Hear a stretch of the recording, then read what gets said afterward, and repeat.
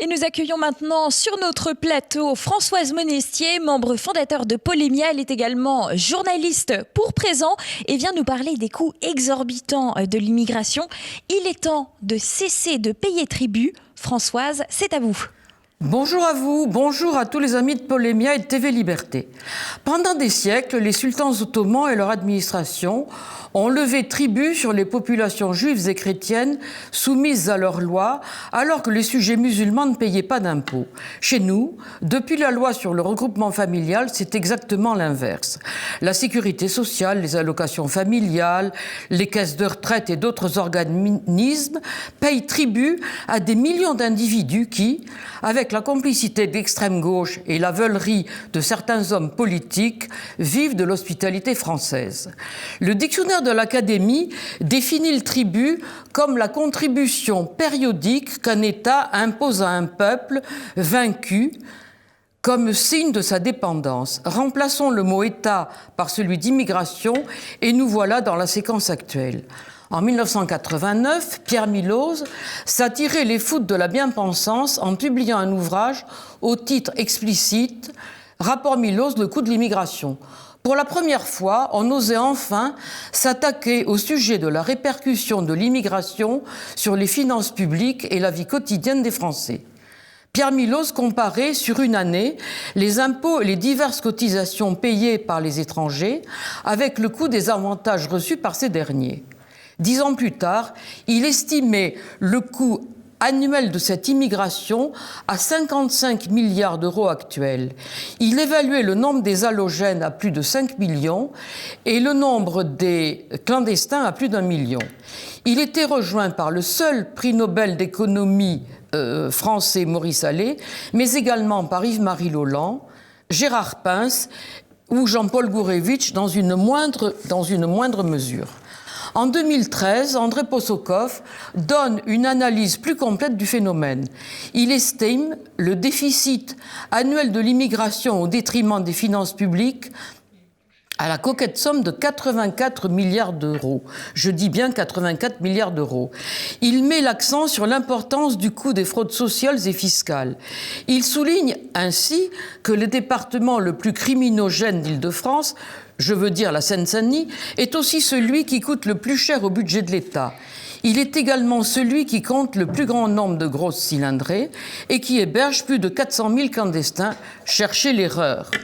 En 2013, le magistrat Charles Prats ne mâchait pas ses mots, je cite « Les discours qui excusent la fraude sociale des uns au profit de la fraude fiscale des autres, ou la fraude fiscale et le blague des uns par l'existence de la fraude aux prestations des autres, détruisent le consentement républicain à l'impôt. » Aujourd'hui, il décortique dans le cartel des fraudes les différents types de fraudes sociales qui éclosent en France et il décortique également le système organisé, industriel et criminel qui implique les réseaux sociaux mafieux turcs ou balkaniques ou des Français d'origine étrangère qui profitent du laxisme étatique ou de la complaisance des organismes publics. Ces derniers, en effet, refusent de conditionner à une certification biométrique du numéro de sécurité sociale l'ensemble des aides sociales perçues en France et à l'étranger. Quant à Pierre Moscovici, actuel premier président de la Cour des comptes, je le cite, « Ce qu'il n'est pas possible de le chiffrer, eh bien ne le chiffrons pas ». Vous avez bien entendu. La collusion de l'administration de la sécurité sociale, de l'assurance vieillesse ou de l'assurance maladie avec les syndicats, certains élus et la majorité des médias expliquent le fiasco actuel et les chiffres accablants que je vais vous citer. Ainsi, le montant social de la fraude sociale est de 52 milliards par an, dont plus de 16 milliards sont imputables à l'immigration. 5 millions de fraudeurs, dont la moitié nés à l'étranger, perçoivent indûment des prestations sociales.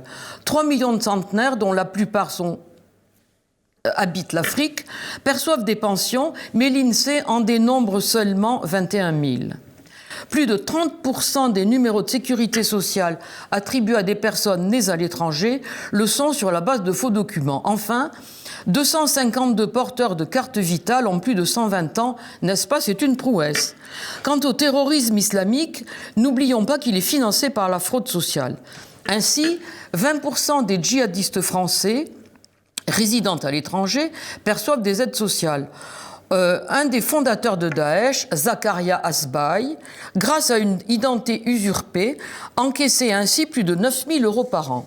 Et c'est la même chose pour des familles qui perçoivent également des prestations familiales et des allocations logement alors qu'ils ont rejoint l'État islamique en Syrie notamment. Enfin, près de 3 millions de cartes vitales sont en surnombre. Ces énormes chiffres ne concernent pas le travail au noir, les fraudes au logement social, l'aide à l'enfance maltraitée ou l'aide médicale d'État qui nous coûte la bagatelle de près d'1 milliard d'euros par an et permet à tout clandestin de se refaire à nos frais une superbe denture. Et ne parlons pas des mineurs non accompagnés. Ils étaient plus de 40 000 en 2019. Leur entretien revient à plus de 50 000 € par individu et leur entretien est à la charge des départements. Cornaqués notamment par France Terre d'Asile ou la CIMAD, des associations gavées de subventions depuis des lustres par les différents gouvernements, ces délinquants sont une menace quotidienne pour nous tous.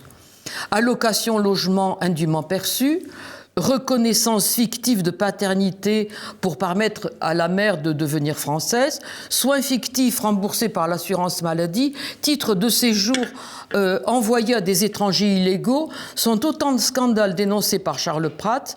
Charles Pratt qui reçoit régulièrement des menaces de mort depuis la publication de son livre en septembre dernier. On le voit, la situation est dramatique, mais des solutions existent à condition que nos élites veuillent accomplir la besogne. Alors, que faut-il faire? D'abord et avant tout, il faut mettre un terme au regroupement familial que la loi Asile et Immigration de 2018 étend maintenant aux frères et aux sœurs des réfugiés. Oui, vous voyez, étend aux frères et sœurs des réfugiés. Il faut ensuite abolir la loi SRU, qui est loi qui a été adoptée en 2000 par le communiste Jean-Claude Guesseau, connu pour une autre loi qui porte son nom. Et cette loi impose, sous peine d'amende, aux communes de plus de 3 500 habitants de disposer de 20 à 25% de logements sociaux. Il convient également de restreindre drastiquement le droit d'asile, filière de l'immigration clandestine. Les associations immigrationnistes ont décelé la faille de ce dispositif qui permet ainsi à des groupes criminels de s'installer en France au motif qu'ils sont maltraités dans leur pays. Plus de 900 000 clandestins squattent ainsi notre pays. Il faut aussi cesser de subventionner les associations humanitaires qui reçoivent de l'Europe, de l'État, des régions, des départements, des centaines de millions d'euros. Ainsi, France Terre d'Asile, la CIMAD ou le GISTI contribuent à la doxa antiraciste et se servent des migrants comme d'une véritable monnaie d'échange. Il faut également refuser l'accueil des prétendus mineurs non accompagnés et il faut surtout systématiser les expertises osseuses qui permettent de déterminer l'âge du capitaine, l'âge des requérants.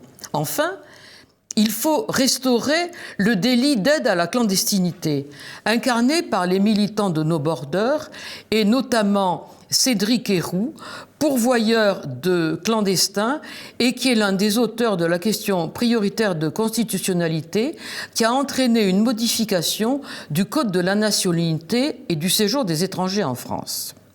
Comme disait Suétone dans sa vie des 12 Césars, comme les gouverneurs lui conseillaient d'augmenter le tribut des provinces, Tibère leur répondit que le devoir d'un bon pasteur est de tondre le troupeau et non de l'écorcher. Puissent Macron et ses sbires en prendre de la graine. Je vous remercie.